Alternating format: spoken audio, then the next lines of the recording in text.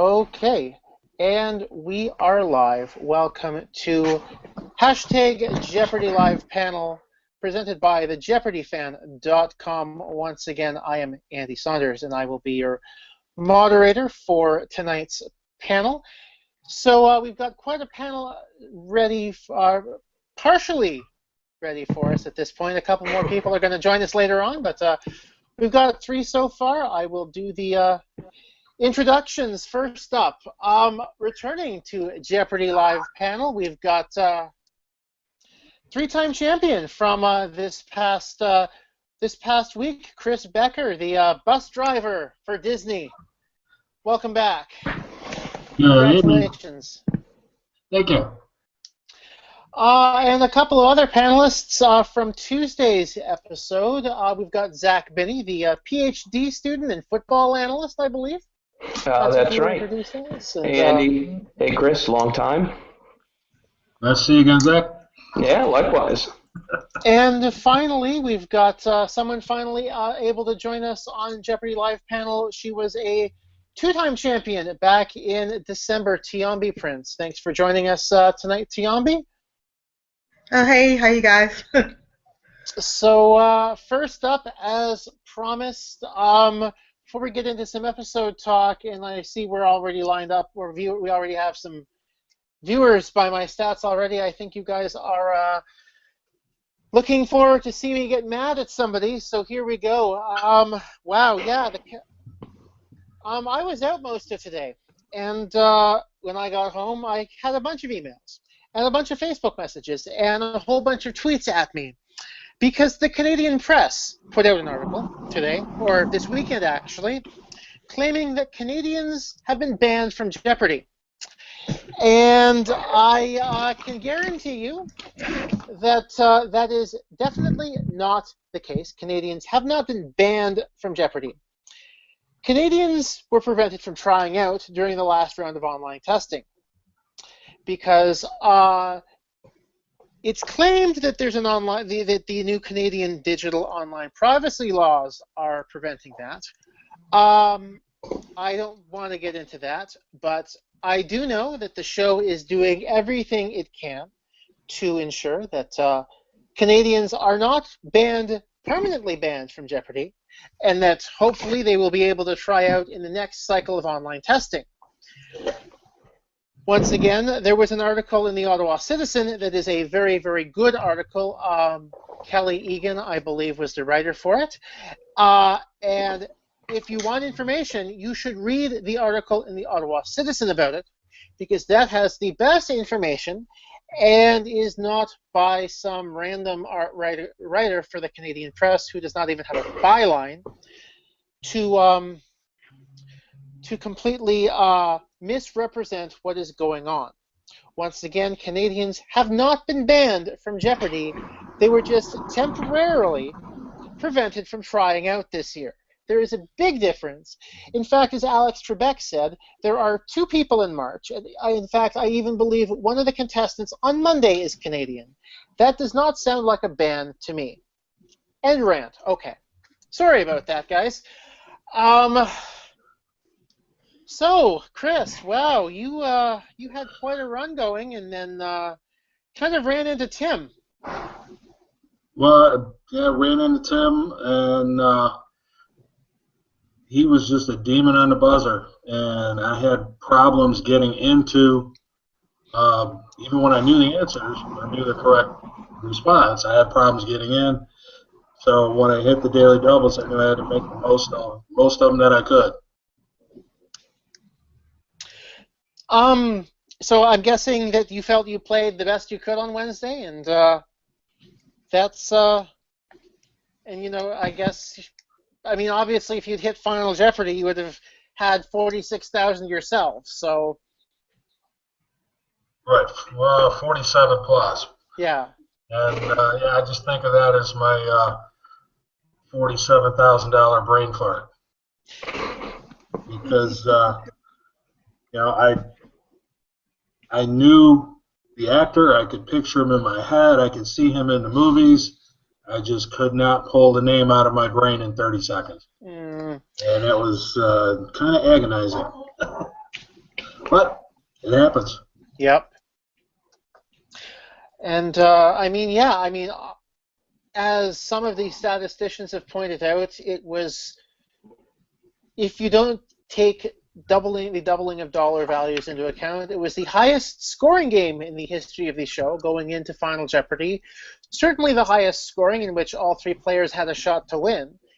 And you were obviously the first one, I think I noticed this, you were the first one to actually bet $10,000 on Daily Doubles twice in the same episode. So props to you there, Chris, for sure. And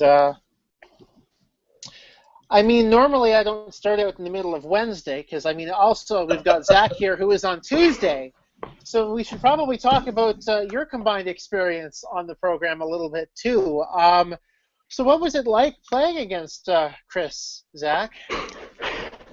Yeah, that's really interesting to hear Chris say that he was having trouble on the buzzer against Tim, because I definitely had some trouble on the buzzer against you. It's I really love the game charts that J Archive have going. You know, I'm an epidemiologist by trade, and we deal with these things called survival curves, which I won't bore you guys with, but it shows where things start to diverge if you're looking at, say, two cancer treatments in terms of where along the survival pathway one drug really starts to act better than another.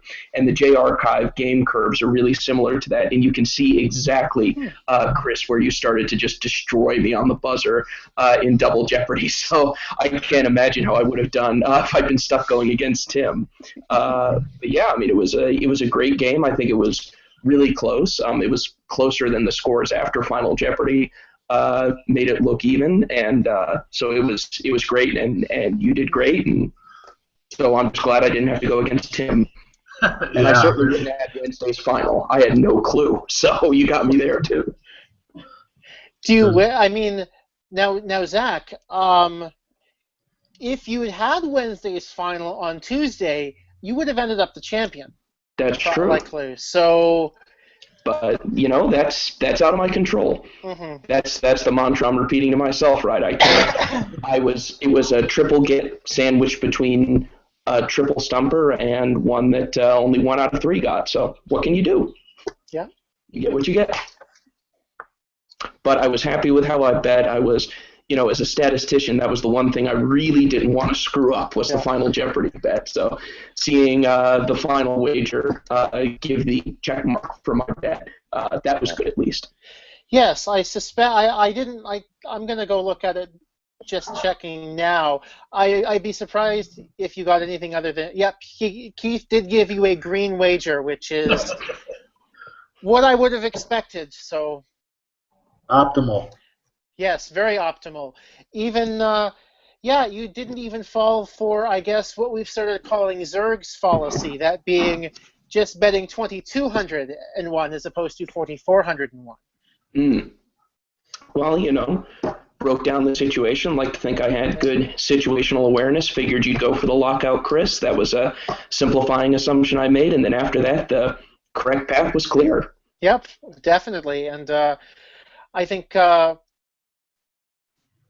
Would you recommend that people at least take a look at betting strategy if they were to go on the show? Oh, no question.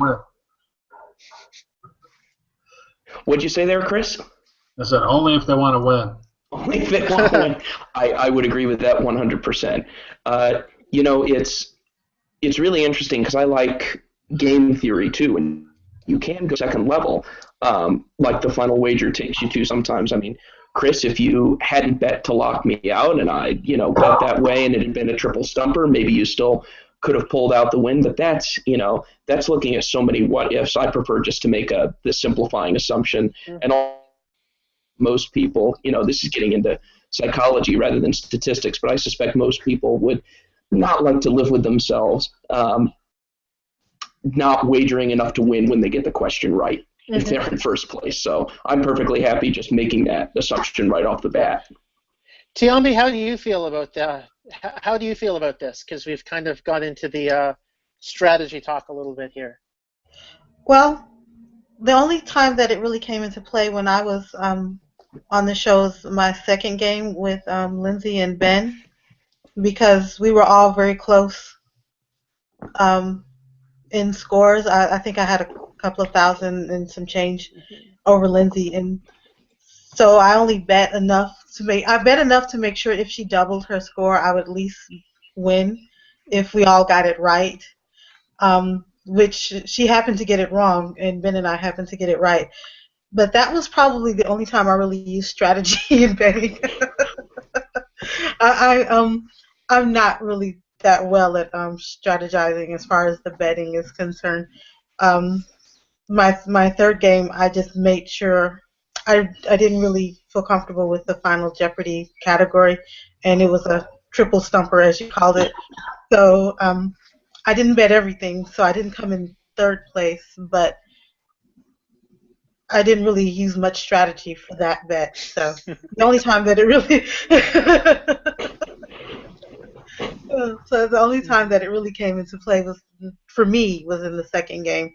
I just wanted to make sure that if we all got it right, that I had enough to win, because I would hate to have gotten it right and had enough to have won and not bet enough to have won. I think that's definitely very common amongst contestants. That thoughts. Make sure if I'm leading and I get it right, I want to win the game. And, yes. Well, if we go back to before or previous to the college championship, right. That was how Mara beat Fred. Right. That's yeah. right. That's right. Mm-hmm. Because Fred didn't bet enough. Mm-hmm. Right. I had a lot of people, Tiombi, you mentioned thinking about the category and, hanging around with a bunch of stats nerds like I do, but most of whom don't watch Jeopardy. A lot of them asked me, to explain why I bet 4401, because it seemed like a random bet. So I walked them through the scenario, and then a very common response after I walked them through all that is, well, where does the category come into play? And I always tell them dead last. If I have to break a tie between two scenarios, I will consider the category, but it comes in absolutely dead last. I'm going to try to maximize the number of scenarios in which I win, and that's the beginning and the end.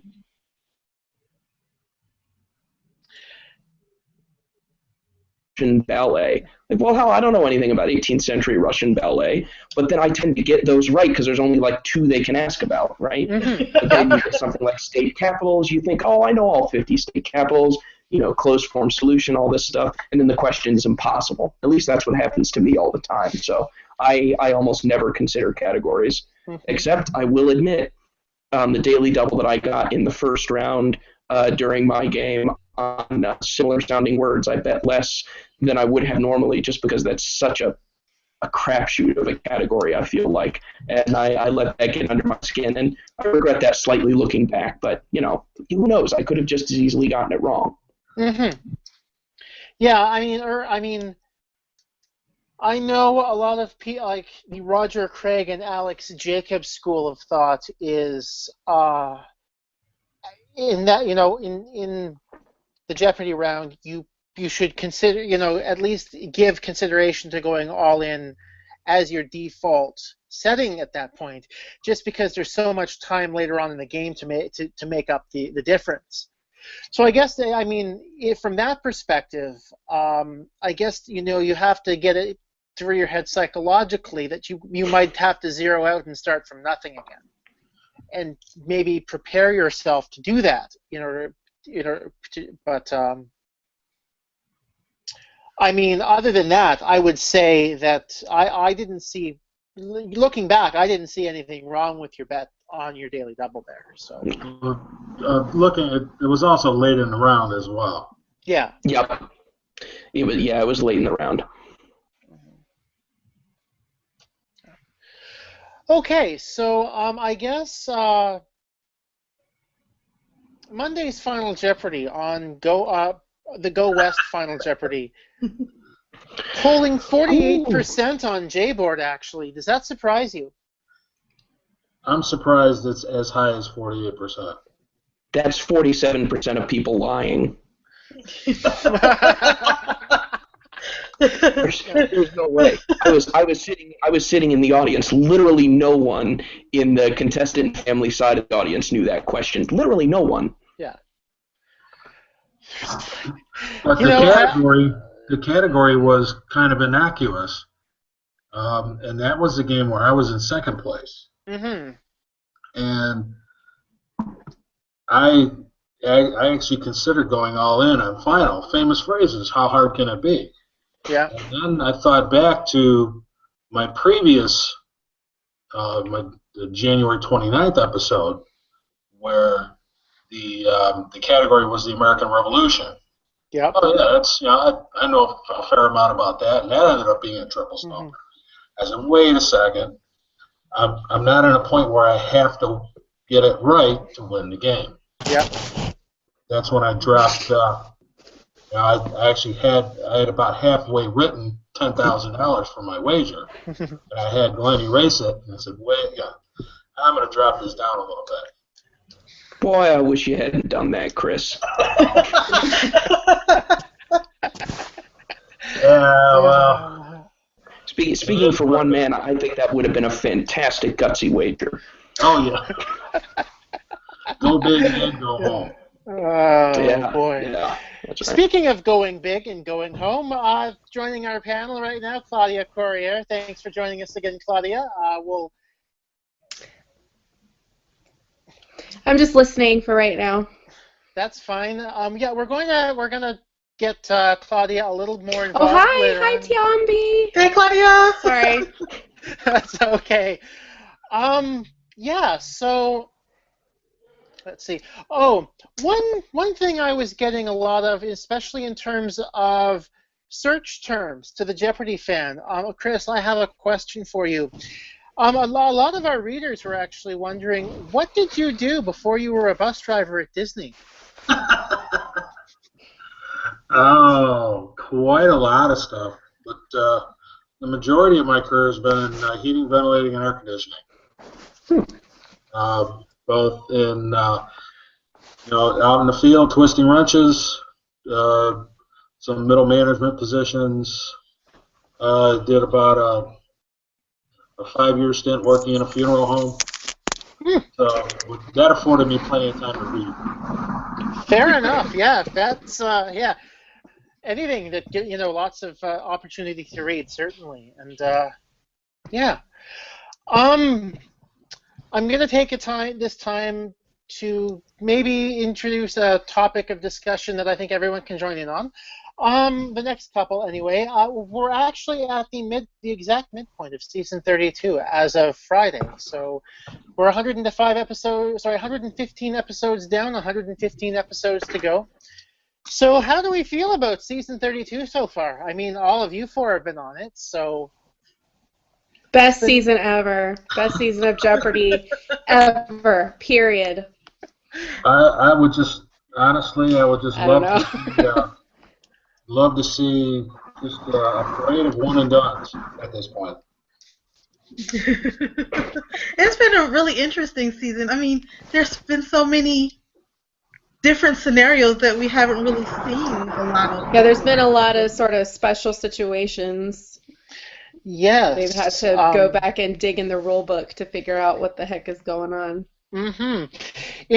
Yeah, which I guess brings me to another point. They actually put some of those scenarios on their website this week, which... Yeah, they did. I saw that. In fact, confirms what we broke here on Live Panel over a year ago, in that, in fact, in regular play, there are no more ties allowed. I mean, it was pretty much the biggest, the worst kept open secret in the show. But right. It's nice for them to actually confirm, officially confirm it to the general public. Because I'm sure you guys were all told. There still seem to be some people who were experiencing some confusion over that, even when that article got posted. I guess I thought it was common knowledge. But there were some people that were like, really? No ties? Oh my goodness. Yeah, there were a lot of people who were, I mean, it's definitely common knowledge within the community that you weren't allowed to tie. Yeah, but maybe so. Outside of the community, that was not common knowledge. And there seemed to be a few people upset about it. I mean, not nearly the amount of upset as, Canadians at the moment who appear to be thinking that there were a lot of upset Canadians this weekend. I think you missed my rant at the start. I don't need to go back and talk about it some more. But yeah, there were some upset Canadians who I think are upset for much less than they should be. But yeah, one of the articles I have in the on the Canadian scale of upset, like how are we at, like, we're at, because like an American 5 is like a Canadian -2 or something. Okay, we're almost at a level of you preempted my hockey game upset. Oh wow! Oh my! Yeah, we're almost at you preempted a hockey game upset. So yeah, it's goodness. not. Yeah, Canadians it's serious business up here. Trust me. Yeah. My next discussion point is going where I talk about this week in Jeopardy history. This week, a couple of years ago, Colby Burnett. He won 3 years ago, actually, the 2013 Tournament of Champions. He was a teachers tournament winner. Now, I guess, put forth to the panel, do you think or how much, if any, do you think Colby's win in the Tournament of Champions brought respect to the teachers tournament?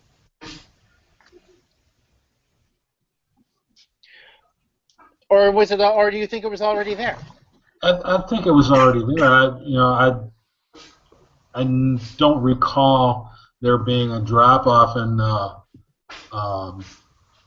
level of difficulty of the clues in the teachers tournament versus regular play. It's not like I agree. Like Celebrity Jeopardy. Right. They answer the same kind of clues. They answer the same kind of clues that we get in a tournament format as well. Yeah. Okay. I mean, I'm honestly surprised that more teachers don't. There's usually a teacher in the Tournament of Champions, because if they win the teachers tournament, that sort of qualifies them. Mm-hmm. Yeah.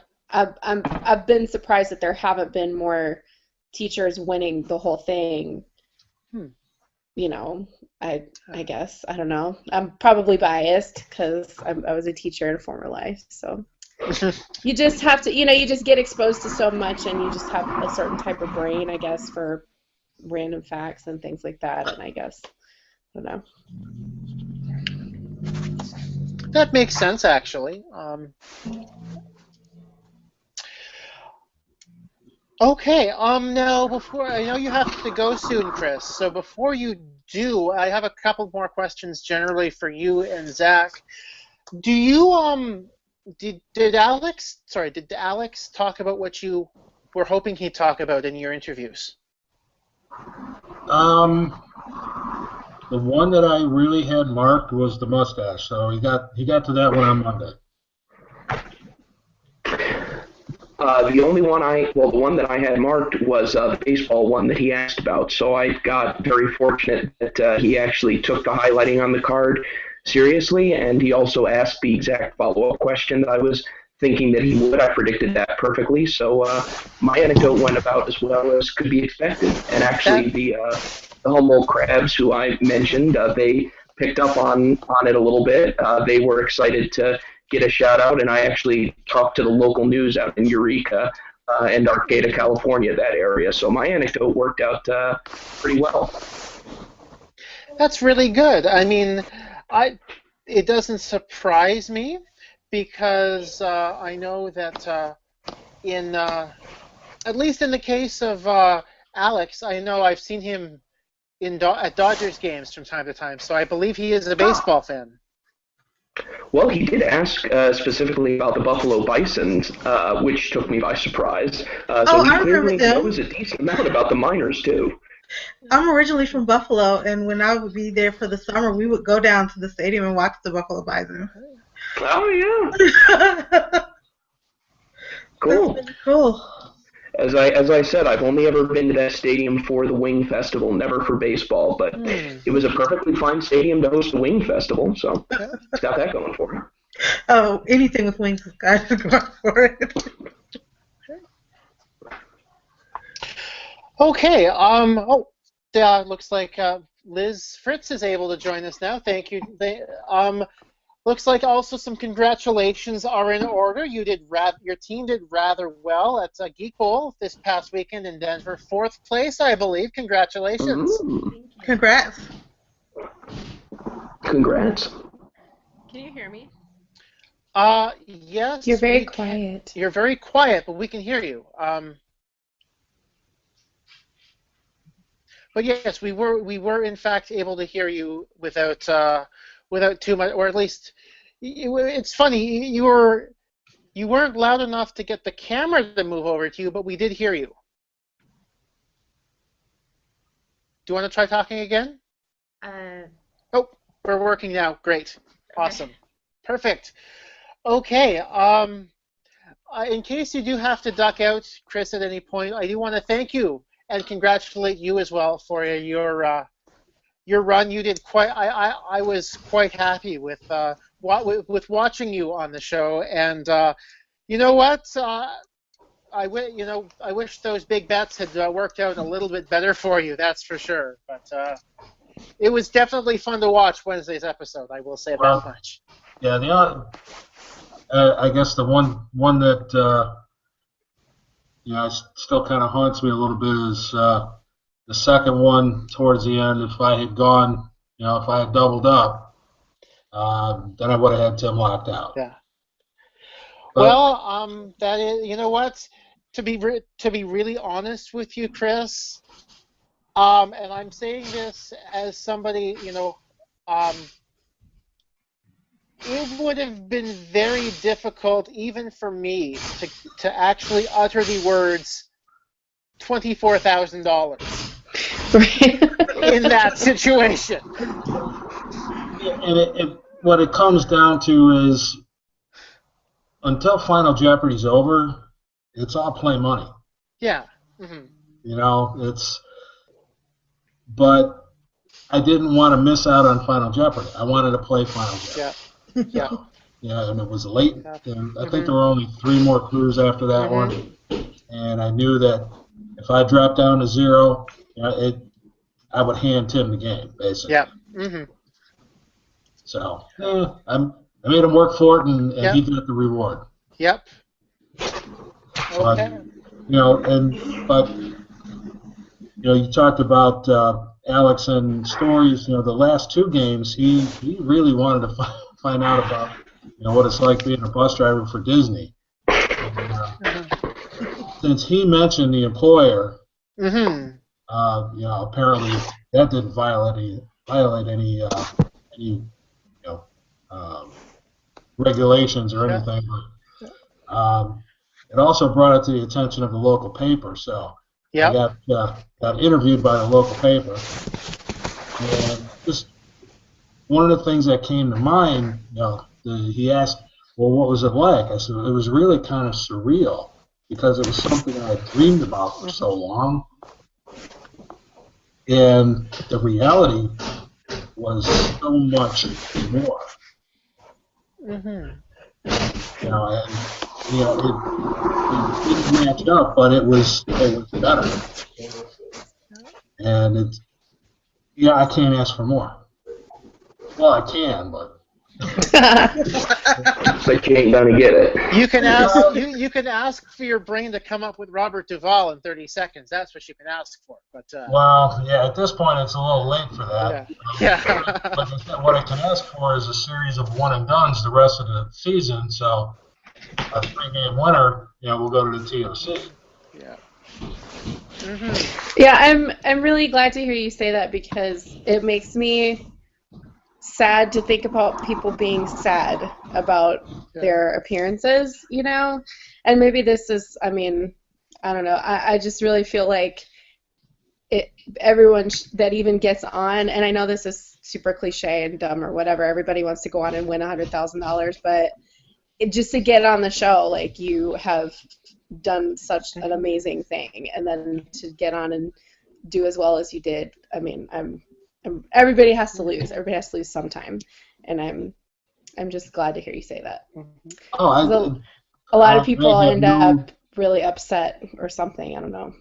No, it's and since I didn't have to come back the next day, that was an extra day in California, so I spent it in Disneyland. Awesome. Oh, You literally went to Disneyland. All right. Especially with free admission. Do you get in for free? Absolutely. Do you get in for free there? cool. That's awesome. amazing. It's like double bonus. Yes. Yep. So no, I really don't regret. I have no regrets. It was a great experience, a great run, and it enhances my enjoyment of the show now. Because, Awesome. Because now I know what goes on behind the scenes a little bit. Right. Yeah, I'm totally with you there. Like I even enjoy watching it more now than before I was on, just because it's like I've been there. Yeah, and you know that off stage, Maggie is there just going nuts over whatever's happening. Right, exactly. Oh God! She's down there having a fit about something. All of those college kids going, same category, same category. No. Yeah, she's driving her crazy. Pulling her hair out in clumps. Yeah, Maggie must have been going nuts over that. Oh, but and also, and Zach, I'm sure remembers this, is that the day that we taped was Maggie was somewhat in mourning. Oh, major mourning. That was the day that they. Oh, was that Bowie? Bowie had When Bowie died? Oh no. So yeah, we spent a little bit of time in the green room reminiscing. She was singing to us during the commercial breaks on stage. Oh wow! Wow. So in any case, it's been great, but I do have to get going because I have to be up early tomorrow morning for work. Well, thank you for joining us, Chris. That was I always appreciate it, and once again, congratulations. Thank you very much. It's my pleasure, and maybe I'll tune in next week, and we'll see what's happening next week. Sounds good. Thank you very much. Thanks, everybody. We'll see you around, Zach. Yeah. Okay, so before we move on, we've got a couple things on the hashtag, a couple things from David Kendall. First up, a response to my rant in his hopes that Jeopardy has a separate test just for Canadians, like they do with some other locales once the privacy problems get fixed. And also a little bit of bragging on Monday's final, I beat the smart kids. Sigh. Okay, and also from the H-bomb, Harvey Silikovitz, his illusion that Claudia and Liz are the same person has just been shattered.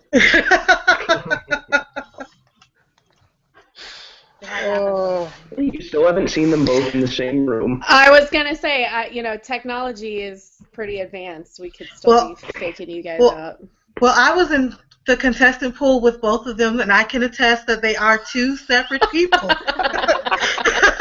No, Tiombi. Tell that to us weekly.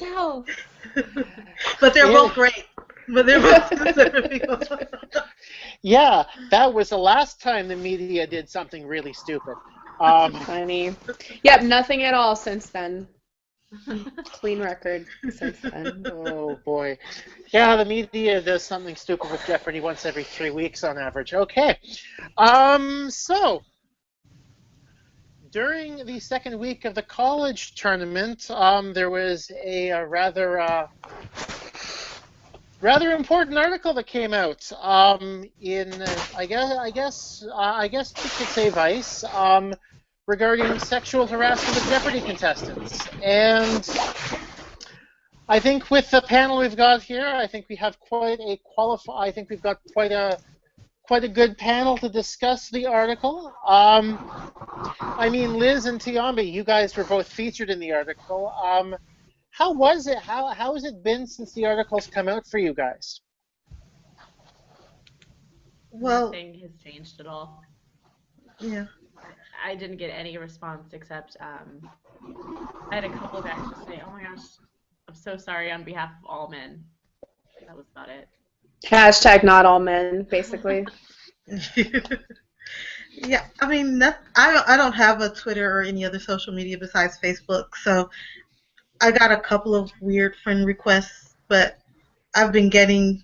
It seems like I got a couple more than the average, but I had been getting, like at least a few a week since the show. Well, since the show, so I just deleted them, but I haven't gotten any additional comments or direct messages like I had when the show first aired. So. Yeah, is that disappointing? Oh no, not at all. I'm so glad to not be the weirdo magnet that I was before. Well, Will say, as an epidemiologist, I'm very careful in my scientific and causal reasoning, especially in cross-sectional studies like one episode. But I think my episode on Tuesday in particular was a really interesting in the different responses that people get. If you contrast the responses that I got, no Facebook friend requests or any creepy messages at all. I got compared to a couple of celebrities. I think I got favorably, I got Ron Swanson. Negatively, I got Bevers from Broad City. But if you compare and contrast the responses that I got, yeah, it's fair, right? But if you compare and contrast the responses that I got compared with the other challenger from that day, I won't use her name here, just out of, well, I guess you can go look it up. But anyway, suffice it to say that there was a stark difference in the responses online, on Facebook, anything else between her and me. So I thought it was a really interesting case study, kind of side by side, to look. and I mean, I can also, as somebody, I track hashtag Jeopardy on my tweet deck as a way of seeing. You're a brave soul. Mm-hmm. Well, I mean, yeah, I guess you can say that. No, I do it because it's important for me running the site to keep an eye on what people are talking about in case I am missing something important. I want to make sure that I am talking about what other people are talking about. But there was definitely, I can agree with Zach that there was a stark difference in what was going on. I guess my next question, do we think things have changed at all since the articles come out, though? Or is it, has it, in general, is it still, the same people being creepy, or do you think that they might have read the article and dialed things back a bit? I'm not sure. I don't think that people in a situation like that ever realize that they are the problem or care. Mm-hmm. Yeah, I think there's more of awareness with other people, but with the creeps themselves, they tend to be very, very unaware. I think, or some of them take it as an affront. Some of the comments that I read about the article take it as an affront to their free speech, more so than just having common courtesy to not objectify people, or why can't you be a woman and you have you showcase, you're on there to showcase your trivia knowledge, your intelligence. Why can't that be celebrated? Why does it always have to become, how about how a woman looks or her body or how sexual she is? That just doesn't seem like that's the format for it, and so it just seems makes it very weird and out of place. Yeah, a lot of the response that I've seen, and also just because I shared the article pretty widely, is people not realizing, because Jeopardy has this sort of reputation of being, the classy game show and the sort of, above all that stuff, and it's not super sensationalized and that kind of thing. And so I think a lot of people just didn't realize that all of this stuff that they see going on, I mean, the parallels to Gamergate are sort of there as far as the harassment or whatever going on with Jeopardy as well. Like, you don't watch Jeopardy to see, I mean, to look like, the assumption is that we're not on Jeopardy because I'll just speak for myself, we're not on Jeopardy because we're super attractive and should be on TV. I mean, there's a lot of, that's sort of the assumption. I think that's not where the focus is how people look. And so people just didn't realize that goes on with Jeopardy as well, because it has this other reputation of sort of being above all that kind of thing. Speak for yourself, Claudia. I was on there for my looks. That's what I said. I'm only speaking for myself. I did say that. You did. I am kidding. I agree with you 100%. Actually, I was personally taken aback. I had no idea there was this undercurrent for exactly the reasons that you laid out. I was blown away at the reaction that my co-challenger received, and many other people have received. And reading the article, it definitely rings true from the experience on the show that I was on, and that blew me away. Because exactly, you think of it as a highbrow show, like, who really? There are that many like Jeopardy watchers who then go and make those kinds of comments, but there sure are.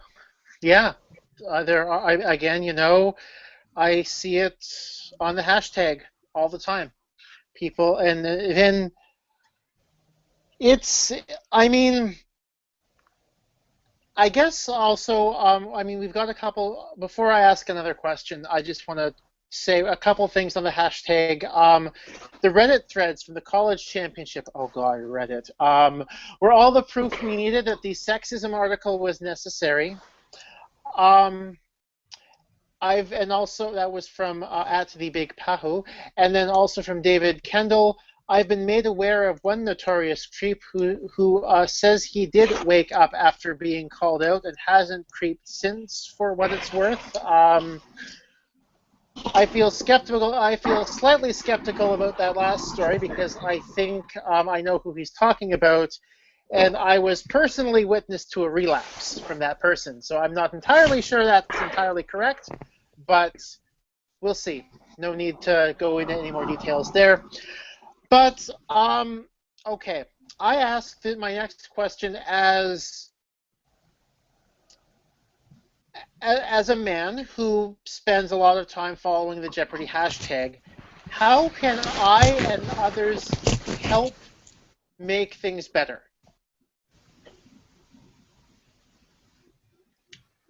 Well, I think when people are called out, in some instances, I guess depending on the person, because some they get more reactionary. But I think some people, when called out, especially because maybe they don't, because when you're on the internet, you're anonymous for the most part, and so you don't see how your words or actions affect other people. But I think sometimes when you can see how it has an effect on someone, that can make a difference. But I guess it depends on the person, their level of self-awareness, as to, wow, am I this person that's doing this? I don't know. Or maybe, most of the time, though, I think if they're called out, it probably has to be someone that's in their life, maybe a sister or something, saying, really, wow, are you this creep? And you're the one that's doing this. But it's hard to really change someone else's behavior. So that's a really difficult, because it's really, I don't really know what the answer is, because that's really difficult. I will say I got the most positive response when I was retweeting things and replying in like a lighthearted and humorous Right. way. You know, if I, yeah, it kind of, those were the situations where people were just like, oh, sorry, I didn't know you could see that. I love your tweets, or, you know, I felt like people kind of liked me, actually, after that. It humanized you to them. Maybe, yeah. Yeah. Yeah, I had one guy that tweeted something about me, and when I called him out on it, he was like, oh, shoot. And then after that, somebody else said something similar, and he got on them about it. Was like, don't talk about her that way. Okay. Yeah, I think if you feel like you have the stomach for it, just if you see something, just saying, like, this is not cool, you know, this kind of thing is really not okay. I mean, that so many people, it's like Tiombi said, when you're on the internet, you're kind of just like screaming into the void, you know, and most of the time you just get your own viewpoints or whatever reflected back at you. And so I think just bringing some other perspectives in and engaging can maybe jar some people out of it or something. I don't know. I mean, it's kind of like trying to get in political arguments. You're probably not going to change any minds, but just saying your piece might be helpful.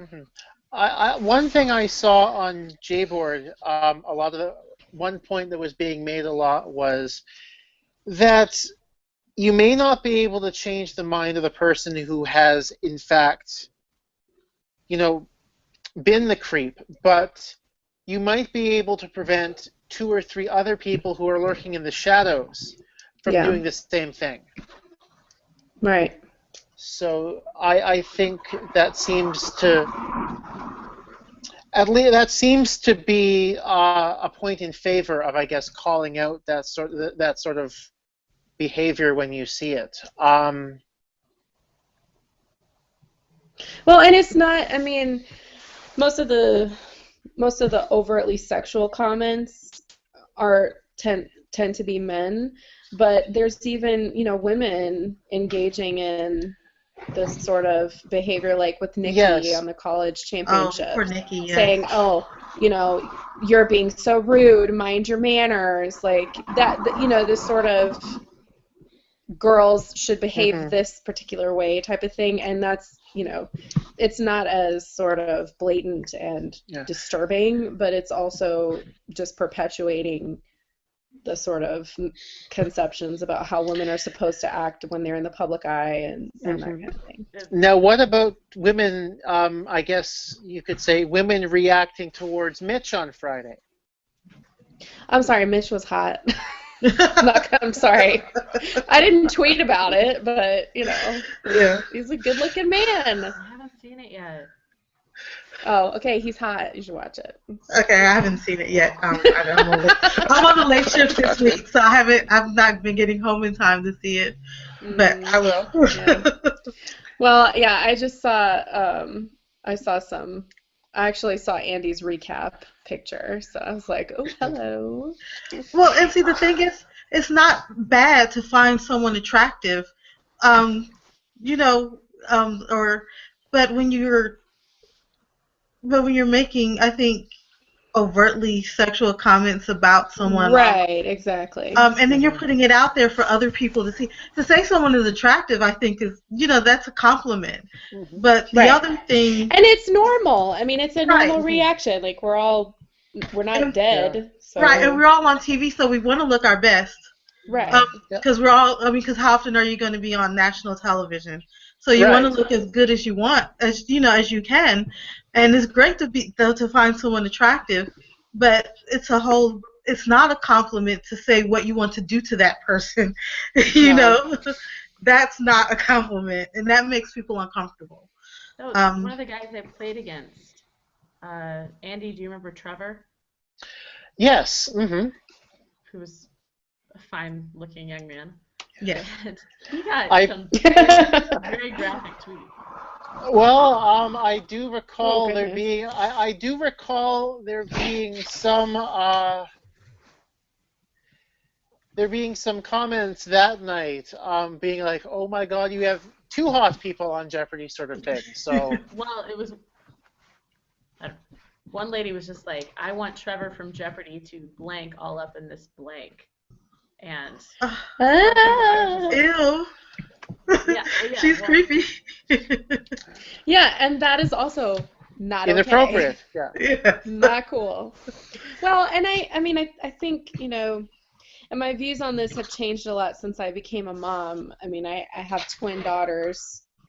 So now I'm like, screw your First Amendment rights. I want to, like, dig a hole and bury you if you say these kinds of things. But, it's different. It's different for women and men. Like, Zach, if you got a tweet like that, blank all up in this blank or whatever, would you feel threatened, or would you just kind of laugh it off or be like, oh, okay. No, I'd laugh it off and Right. make sure never to read anything from that handle again. It's the whole men are afraid that women will laugh at them, women are afraid that men will kill them thing. I mean, that's, Yeah. Margaret Atwood put it perfectly. It's hard to not feel threatened by that kind of thing as a woman. Especially if you get bombarded with it. It's one thing if it's like one here or there maybe, but when when the show's aired and you just get bombarded with so many of them, and I mean I've had you feel like you're being assaulted, like yeah it feels like an invasion of your dignity. Yeah, you just like want to cross your arms over your body and and like stop go looking at hide me in a dark room or something. Yes, yeah, right, exactly. So, yeah.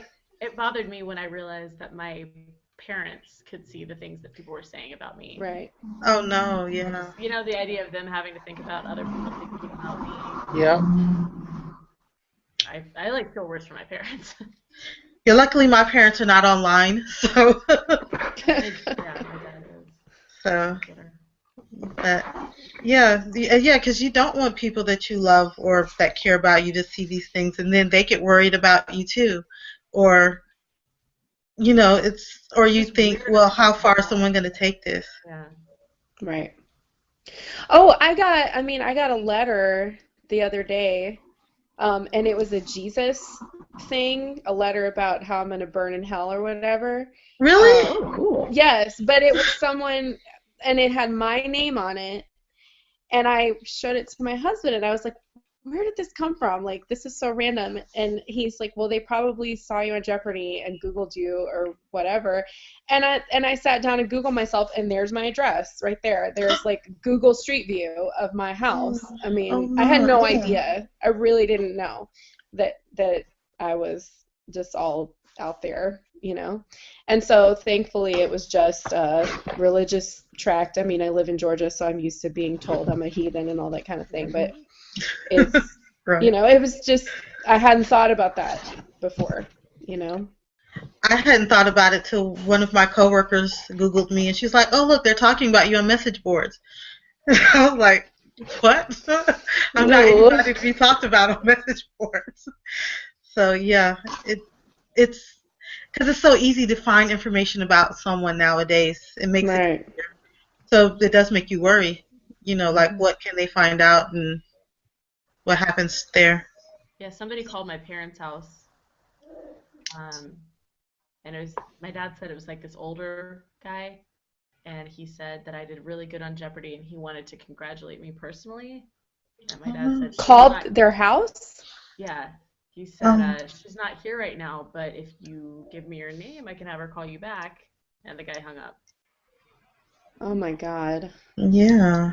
Because I didn't think our number or things were listed. Like, my dad's in law enforcement, so I thought we had all that stuff, like, locked up. Oh, But I'm you really sorry to can't hear find that. anything. That's so disturbing. Yes, yeah, Yeah. it's really scary.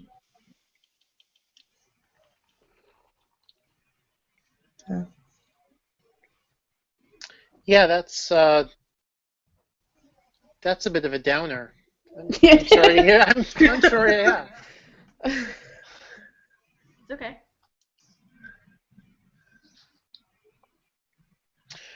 So, do we have anything else that I think that, or do we have anything else that it needs to be said on this? I'm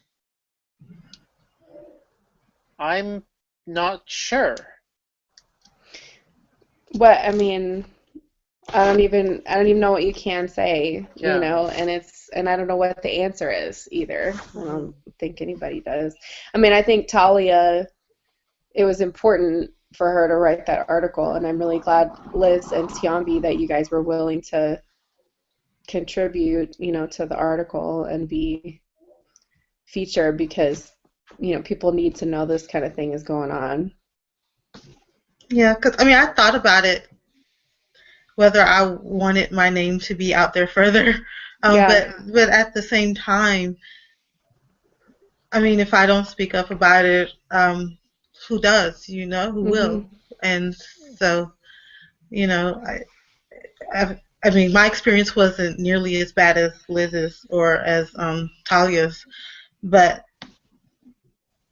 I mean, I wanted to support what she was doing, and I wanted to be willing to say, yeah, this does actually happen, and because it actually surprised me that it happened, to be honest, and so I just wanted to support her with that, but it did make me think. I had to consider for a moment if I actually wanted my name to be included in the article. So.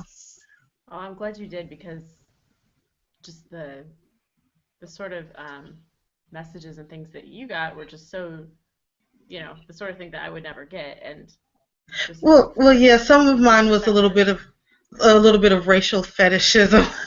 Exactly. So there was. Yeah, that adds a whole nother dimension to it, doesn't it? Yeah. Yes. Unfortunately, I get that in real life too. So what that part of it wasn't as surprising. I'll turn it around. You better stop it. Sorry, my husband is being weird. Okay. Yeah. And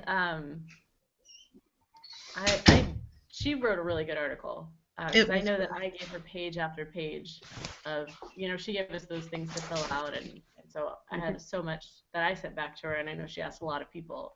So for her to take all of that information, all the screenshots that we sent her, Yeah. put together into such it flowed really well. I thought she did a really good job. Yeah, it was a really great article, and I'm glad she wrote it. I'm not glad that she had that experience, but I'm glad she wrote it. Right. I think we're all glad she wrote it. And one other thing that I think is important is I really think that I guess you could say the Jeopardy family has the back of contestants, especially now that you guys have kind of banded together, so to say. And Oh yeah, that's been one of the best parts, is the community of Jeopardy contestants is awesome. Yeah, there's a handful of people that get on Twitter and with their torch and pitchforks and kind of go after people who are causing a problem, which I'm glad that they're willing to do that. I will say it's a lot easier when people are being like, "Oh, how could you miss that question?" than I mean, that's still obnoxious, but yeah. I'd rather get the comments about the gameplay. Yeah. Gameplay. I mean, than just the stuff that is totally unnecessary. Yeah. Yeah, read me over about my bet, but don't do the other stuff. Yeah. Yeah. So Zach, were you Right. were you there for? Sorry, I'm just gonna kind of take this off in a different direction now. Just kind of ask a couple more questions about Zach and your experience on the show. Were you there for just the one tape day and called early on, or were you there for two? Yeah, I was there. Well, I was called for two, and this was something that I didn't realize. It was kind of pitched as you're going to be there for 2 days, and so you've got about an equal chance of getting called Monday or Tuesday, with a small chance of not at all if you were an alternate, although I think that's only if you're local. But anyway, so I was called for Monday and Tuesday, and then when only 12 people showed up on Monday, I was kind of surprised and was like, oh man, I'm really likely to go today. And then indeed I got called for the second show of the day, and I lost, and I was done. And I was there through Wednesday, and I was done before noon on Monday, and I was like, oh man, that was a little bit of a bummer and a little bit surprising.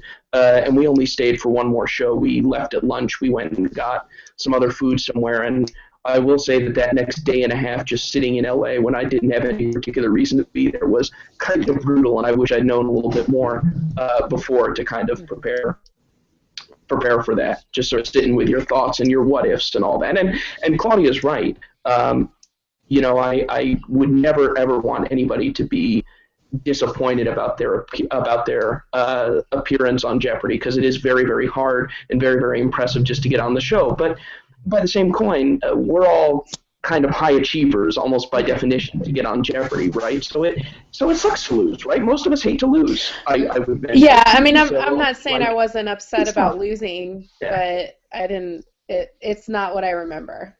No, and it's not what I remember now either. It goes away after a few days. Time heals and all that good stuff. But yeah. So I was in and out Monday morning, the second show. So what did you do the whole rest of the time you were in California? Did you go see anything? Or? Went to some bookstores, hung out with some friends that I had in the area. I couldn't really make any plans beforehand because they say be there from 8 to 5 Monday and Tuesday. So we just kind of figured out how to fill up the day on Tuesday.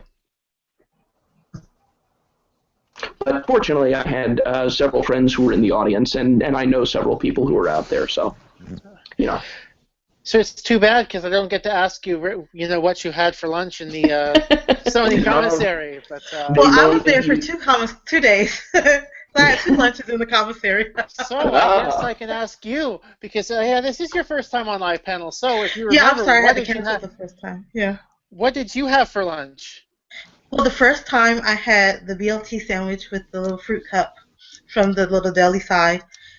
And the second day I made a salad from the big giant salad bar. We all had salad that day.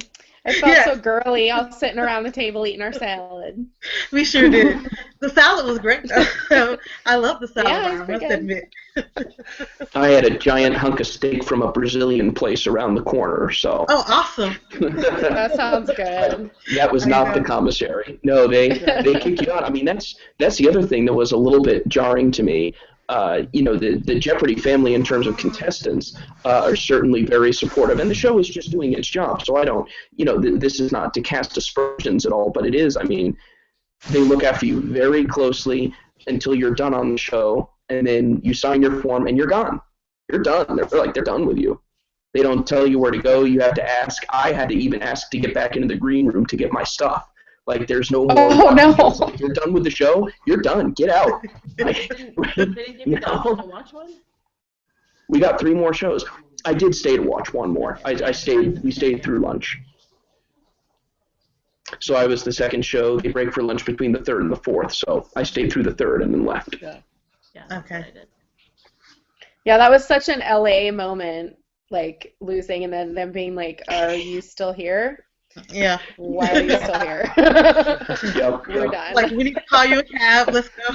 Get out. A cab that you have to pay for. Yeah. We don't pay for the cab back. So, in terms of our next episode of Live Panel, by the way, I am scheduling a Sports Jeopardy special tomorrow night at 10 o'clock Eastern. In case you missed it on Sports Jeopardy, we have a new king in town, Binney Varadarajan. He was finally defeated in his 16th attempt by Jay Sullivan on Wednesday. So He won 59 games. no, 16. He won Oh 15. God, I thought you said 6. I'm sorry. Sorry, no. He won 15. He lost on number 16. That's so pretty impressive. 1-6. That is great. Wow. That's really great. That's better than I can do. Better than what I did. So we're going to have some Sports Jeopardy people coming on live panel tomorrow night, 10 o'clock Eastern, to discuss Sports Jeopardy. Vinny's coming on.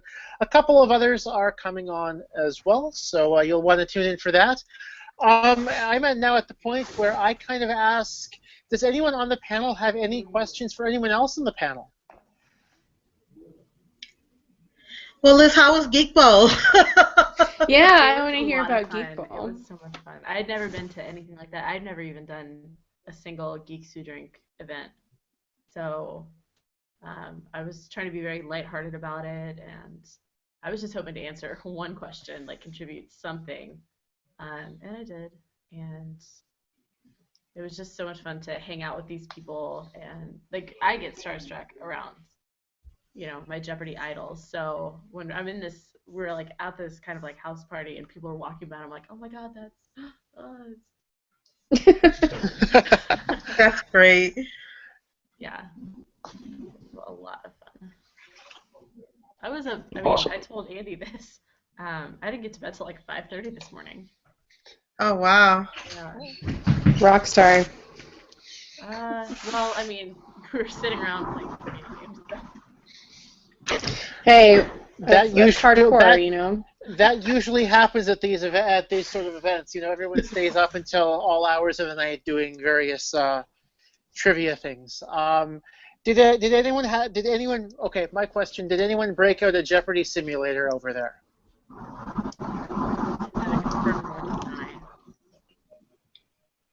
Pardon me, sir? There were buzzers involved. There were buzzers involved? Okay. Oh, yes. Okay.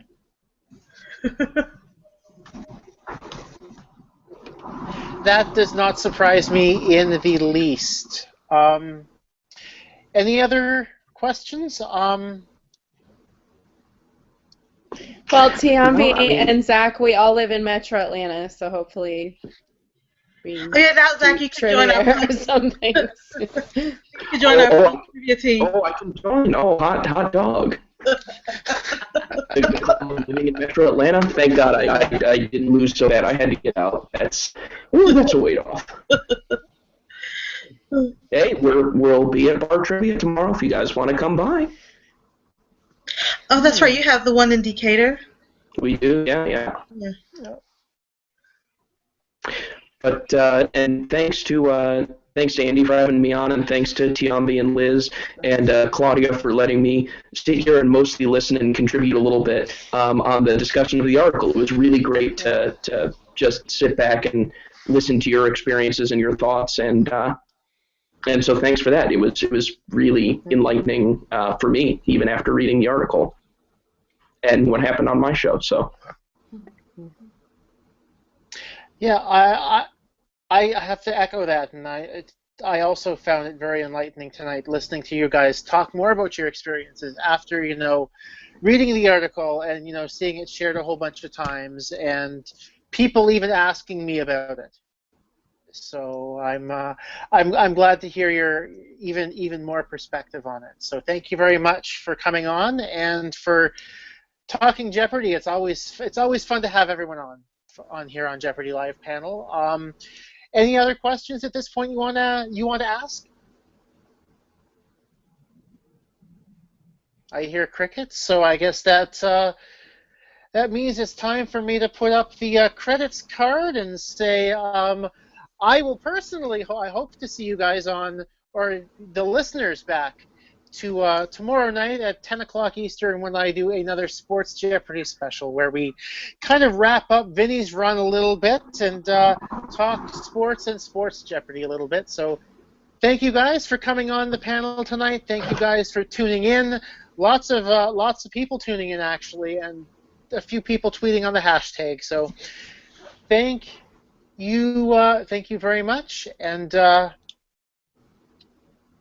thanks for tuning in. Thanks for taking part. Let me get the credits up because it's always looks like we are actually going to work tonight. Hooray! Perfect. Thank you very much, and have a great night.